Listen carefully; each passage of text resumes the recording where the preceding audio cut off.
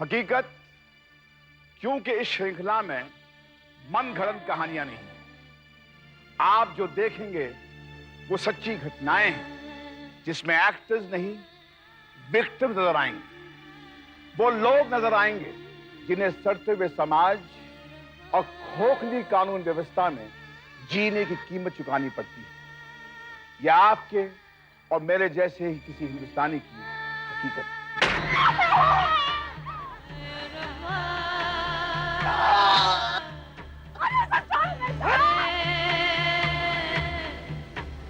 You kill your soul first and then you kill an innocent man. जानते हुए किसी बेकसूर को मारना इंसान ऐसा नहीं कर सकता, लेकिन यही तो होता है जाली मुठभेड़ में। अगर गुनहगार मारे जाते हैं तो निर्दोष भी मरते हैं अक्सर। उनकी मौत के जिम्मेदार कौन है? पीलीभीत हत्याकांड जिसे आप अभी देखने जा रहे हैं वो ब्रूटैलिटी का नंगा रूप है। फेक एनकाउंटर्स के नाम पर बिना किसी ट्रायल के, बिना किसी हियरिंग के, बिना किसी दया के ऐसे कई बेकसूर थे जिन्हें मार दिया गया ताकि एफिशिएंसी के नाम पर एक और मेडल दुनिया को दिखाया जा सके। ये घटना उन दिनों की है जब पंजाब से आतंकवाद की आग धीरे धीरे बुझने लगी थी, लेकिन पुलिस के लिए उन लपटों की दहशत लगातार बनी हुई थी। ऐसे में पुलिस के शक का निशाना बना ग्वालियर गुरुद्वारे से लौटते सिखों का एक जत्था। उनकी बदकिस्मती थी कि रास्ते में एक ऐसा कस्बा पड़ता था जहां पंजाब के बचे कुचे आतंकवादियों ने पनाह ले रखी थी। ये कस्बा था पीलीभीत।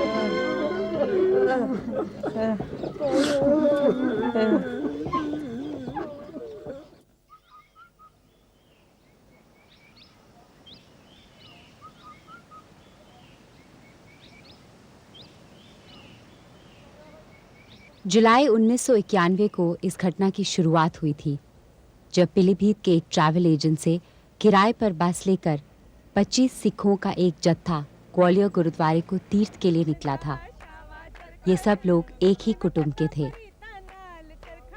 आज एक लंबी यात्रा के बाद वो सब घर वापस आ रहे थे। इस बात से बेखबर कि पिछले कई दिनों से पीलीभीत पुलिस की लगातार इन सिख यात्रियों के बारे में छानबीन चल रही थी।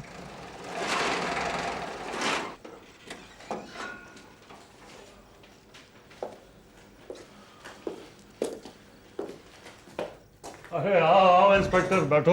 हाय, और कैसा चल रहा है भाई? बस बढ़िया, ठीक है। और सुनाओ। बस बढ़िया। आज के लिए क्या हुक्म है? नहीं, कोई खास नहीं। अच्छा, बस में दिखाई दे रही, कहीं भेज रखी है क्या? कौन सी वाली? अरे वही, वो क्या नंबर है वो, 260245। 260245। हाँ हाँ हाँ, अरे वो तो मैं बता देता हूँ। ये बताओ क्या चलेगा? चवन्नी मंगा लूं? अरे नहीं नहीं, आज नहीं यार, बहुत काम है, कप्तान साहब ने बुला रखा है। अच्छा, पैसेंजर लिस्ट इसी में है क्या? इसी में है। हाँ हाँ। और रवानगी से पहले पक्का परमिट बनवाया था मैंने। अच्छा, वेरी गुड। हाँ, ये है ना। अच्छा, ये किसने बुक करवाई थी, कब करवाई थी और कहाँ के लिए करवाई थी? वो अपने पास के गांव जगत गांव का तलविंदर। तलविंदर। अच्छा अच्छा अच्छा। और कुछ दिनों के लिए शहर में ही है ना, कहीं जा तो नहीं रहा? मैं? हाँ, यही हूँ। क्यों? नहीं नहीं, हो सकता है छोटे कप्तान साहब का बुलावा आ जाए। यार बड़ा नाम लेते हैं आजकल, पता नहीं क्या बात है। कोई खास बात है क्या? नहीं नहीं, ऐसी कोई घबराने वाली बात नहीं है, कोई खास बात नहीं है। पर फिर भी वैसे मेरी माने तो खैरियत इसी में है कि मामला जल्दी सुलझा लें। मामला? भाई कौन सा मामला, कुछ पता तो लगे। नहीं नहीं, ऐसी कोई घबराने की बात नहीं है। अच्छा बात सुन, मैं थोड़ा जल्दी में हूँ, मुझे थोड़ा काम है, हैं? मैं चलता हूँ।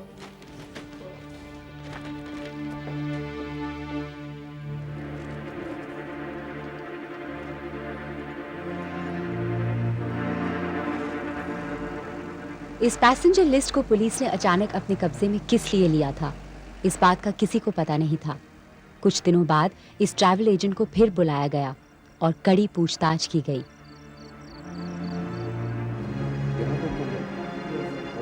सारा पुलिस विभाग किसी गुप्त मीटिंग में उलझा हुआ था। हर एसओ की डायरी में इस मीटिंग का जिक्र था, मगर यहाँ क्या तय किया जा रहा था सिवाय कुछ खास अधिकारियों के और किसी को मालूम नहीं था। मुद्दा चाहे जो भी रहा हो, उस पैसेंजर लिस्ट में मौजूद नाम कुछ ऐसे थे जिन पर पुलिस का शक लगातार बना हुआ था। ठीक है, और उसके बाद तुम यस यस। मुझसे कोई बचना नहीं चाहिए। और तुम जो है नहीं यहाँ से एंटर करोगे, समझ गया ना? यहाँ से एंटर करके यहाँ से घेर लेना। अगले दिन पुलिस ने एक जबरदस्त कोमिंग ऑपरेशन में जंगल और गांव के कोने कोने में छानबीन शुरू की। इतना तो साफ था कि किसी भी तरह की नाजुक परिस्थिति के सारे इंतजाम कर लिए गए थे।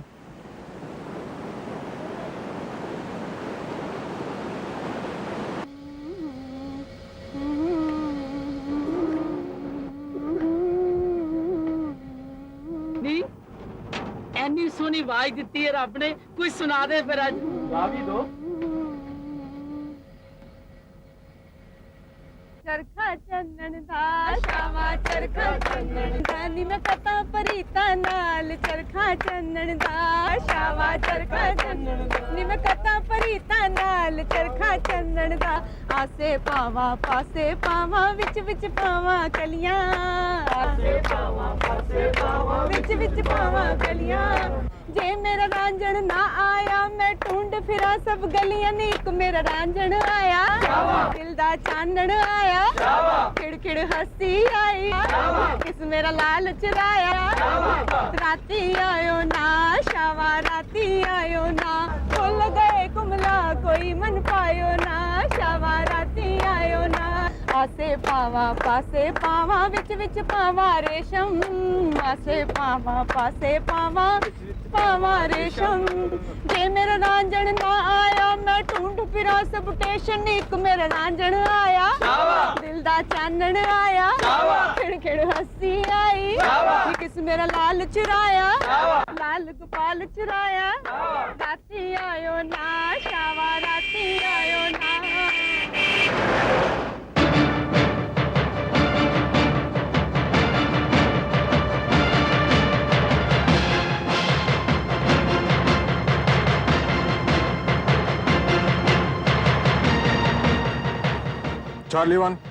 चार्ली वन पैंथर वही बस है यूपी 26 0245।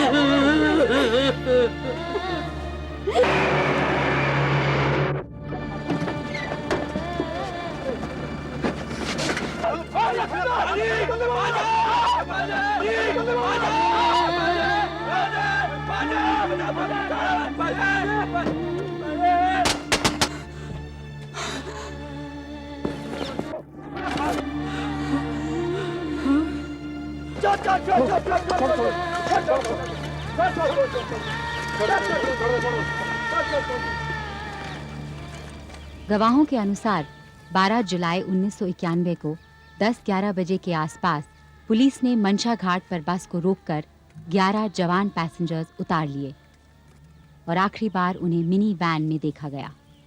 पुलिस बाकी पैसेंजर्स को लेकर कई जगहों से होती हुई नहर ब्रिज के पास पहुंची। यहाँ के सुनसान इलाके में यात्रियों के सामान की गहन तलाशी ली गई। ये सामान किनका है? जनाब ये उन्हीं सरदारों का सामान है जिनको अभी बस से उतारा है। उनका बाकी सामान भी एक एक करके बाहर उतारो। बेहतर जनाब। देखो तुम कुछ छूट ना जाए। Yes sir.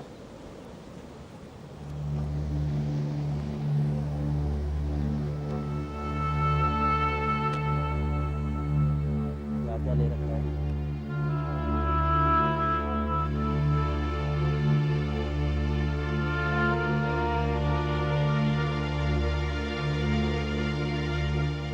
नहर ब्रिज के बाद उन सबको आसाम रोड स्थित पेट्रोल पंप के पास ले जाया गया, जहां तकरीबन सारी रात पुलिस ने उन्हें बिठाए रखा।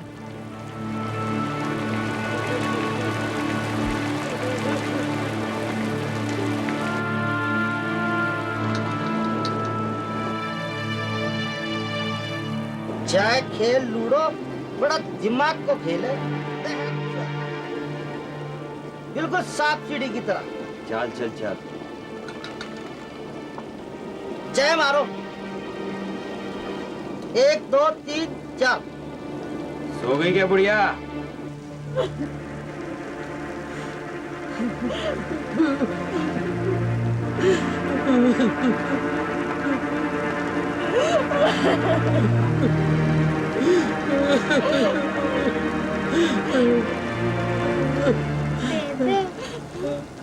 बेबे मुझे तेरी प्यास लगी है। बेबे मैंने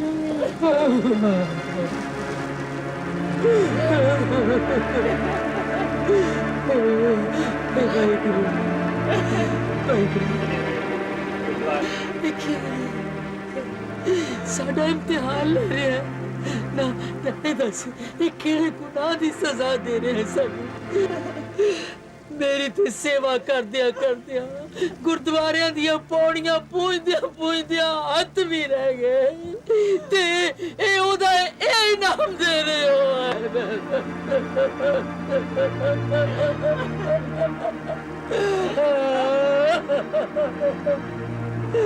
मेरे बच्चे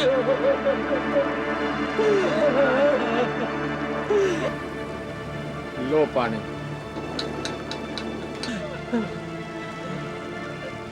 ये बुढ़िया का तेरी अम्मा लगती है, पानी पिला रहा है। औरत के कलेजे से पुलिस का काम नहीं चलता है।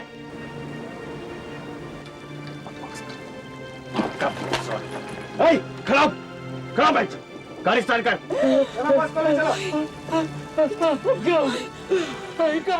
जबरदस्ती 24 घंटों से ज्यादा रोके रखने के बाद पुलिस ने उन्हें छोड़ दिया। भूखे, प्यासे और डरे हुए इन यात्रियों ने कुछ पूछने की हिम्मत नहीं की।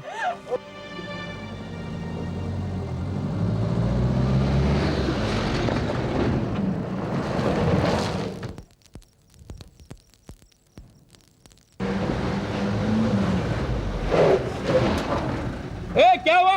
नीचे उतर के देखो क्या हुआ। जल्दी जल्दी जल्दी करो, धक्का जल्दी जल्दी करो, धक्का जल्दी। चलो जल्दी,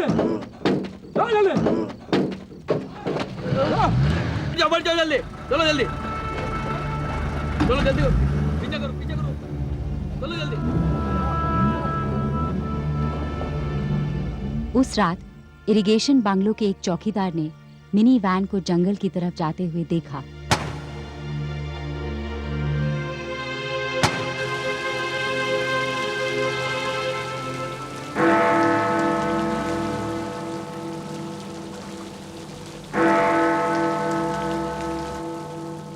मंशा घाट पर उतारे गए उन सिख नौजवानों का अभी भी कुछ पता नहीं चल पाया था। एक दिन और गुजर गया। फिर देर रात जिला अस्पताल में पुलिस की गाड़ी आकर रुकी। यहाँ कुछ 10 लाशों को पोस्टमार्टम के लिए लाया गया था।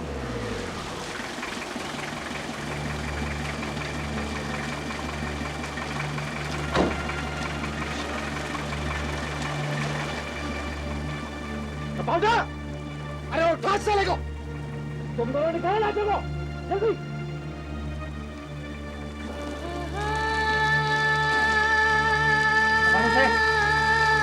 वहां से, हाँ, चल मत, चल।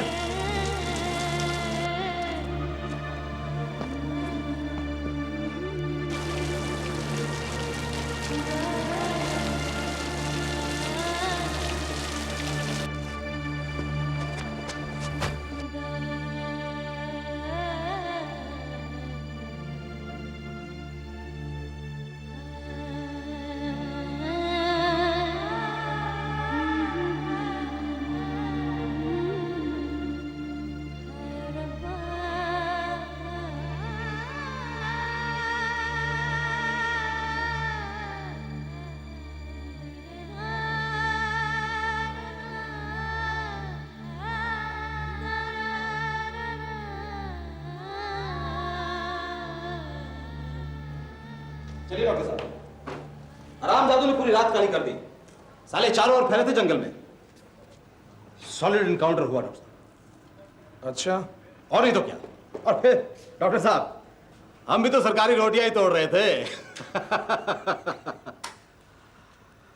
डॉक्टर साहब, शराब है मेरे पास, पिएंगे क्या? लगता है कि काफी सॉलिड एनकाउंटर हुआ। ये कब हुआ? ये हाँ जी, सुबह सवेरे हुआ। 3 जगह अलग अलग जगह हुआ। वो अपने एक में तो सिंह साहब थे अपने इंचार्ज। तो हर का नाम बताइए। अरे भाई, थाने में भी शिनाख्त नहीं हुई और तुम नाम पूछ रहे हो। सर आप कमाल कर रहे हैं, इनके नाम तो नहीं पता आपको और कह रहे खूंखार टेररिस्ट। सर ये मामला पोस्टमार्टम का है और मुर्दे का नाम लिखना पड़ता है। डॉक्टर साहब, ये खानापूर्ति ही तो है। खानापूर्ति? आप इसे खानापूर्ति कहते हैं?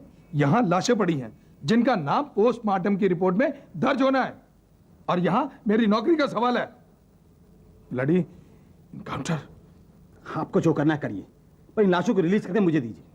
आप समझते नहीं हैं, ये लॉ एंड ऑर्डर का मामला है, सेंसिटिव इशू। पोस्टमार्टम के दौरान मुख्य डॉक्टर ने पाया कि उन 10 सिखों की लाशों पर भयंकर चोटों के निशान थे। इससे पहले कि ये खबर फैल जाती, पुलिस ने उसी रात दाह संस्कार की तैयारी कर ली।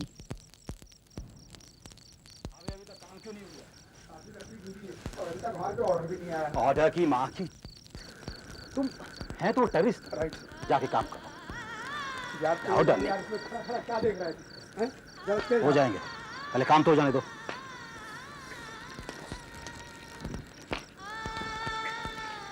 साहब सबसे ज्यादा हरामी ये है। 5 लीटर तेल पी गया लेकिन अभी तक चलने का नाम नहीं लेता है।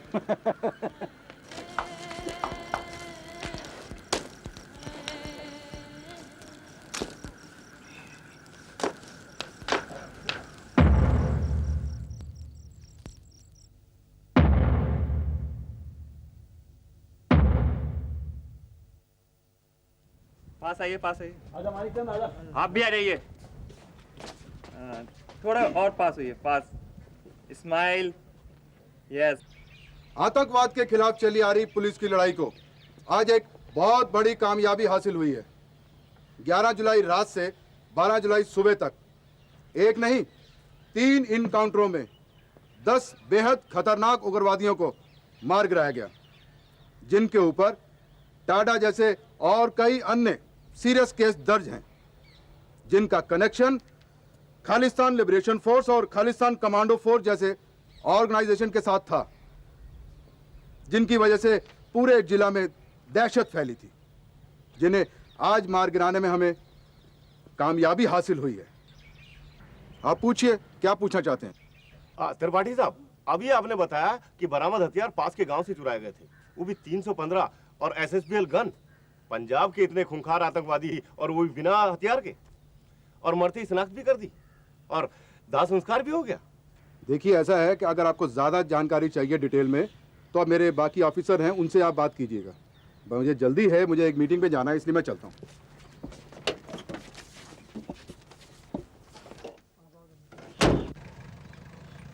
सब तरफ से सवाल उठने शुरू हुए। ये लगभग सभी जान चुके थे कि इनकाउंटर के नाम पर बेकसूर लोगों को मारा गया था। इन मारे गए युवकों में एक की उम्र सिर्फ 17 साल थी।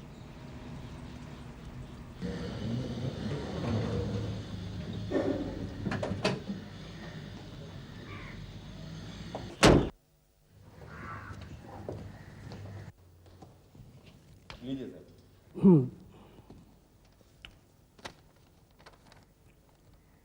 इसकी क्या एक ही कॉपी निकाली थी आपने? जी हाँ, इसकी एक ही कॉपी है। देखिए, शायद कोई दूसरी कॉपी भी हो। नहीं सर, दूसरी कॉपी तो नहीं है।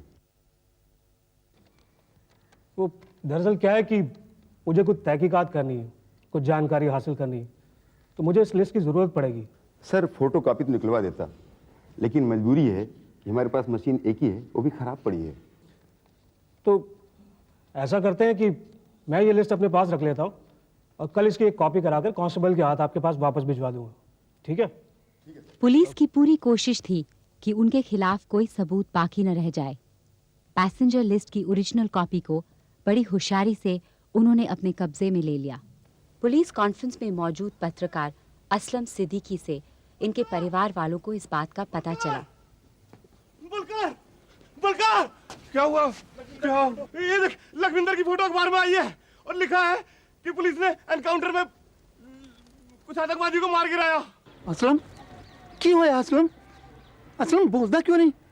लगता है जालिमों ने लखविंदर को मार डाला।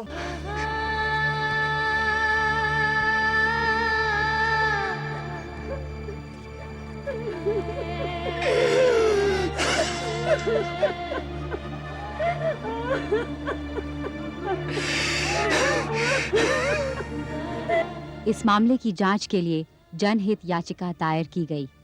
बढ़ते बढ़ते केस सुप्रीम कोर्ट तक पहुंचा। सीबीआई जांच के ऑर्डर जारी हुए।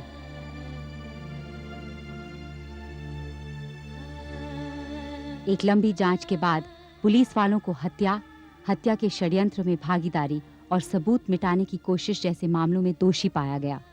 सीबीआई ने प्राइमा फेसी एविडेंस के आधार पर उन सब के खिलाफ आपराधिक और अन्य केस चलाने की सिफारिश की।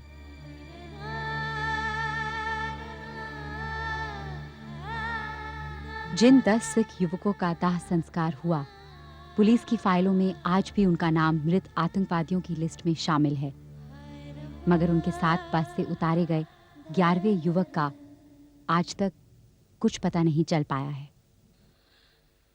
हम बुलबुले हैं इसकी, हम बुलबुले हैं इसकी, ये गुलसिता हमारा हमारा सारे जहां से अच्छा हिंदोस्तां हमारा। कहीं ना कहीं आप, मैं, हम सब शामिल हैं उन नौजवान लड़कों की हत्या में। जब पहली बार किसी बेकसूर को कानून के नाम पर गोली मारी गई थी, हमारी उस वक्त की चुप्पी, वो खामोशी, वही जिम्मेदार है उन लाशों की। पेपर पढ़कर थोड़ा दुख जताकर फिर सब भूल जाते हैं हम लोग। क्या इन कोल्ड ब्लडेड एनकाउंटर्स में हमारी मर्जी शामिल नहीं थी? अगर मेरी बात से एग्री करते हो या मुझे इस बात का जवाब देना चाहते हैं तो बेशक लिखिए, मुझे इंतजार रहेगा। और अगर ऐसी ही कोई सच्ची घटना या कोई आप बीती आप मुझे बताना चाहें तो भी लिखिए, मैं पढ़ूंगा और वो हकीकत लोगों के सामने लाई जा सके तो हम कोशिश करेंगे।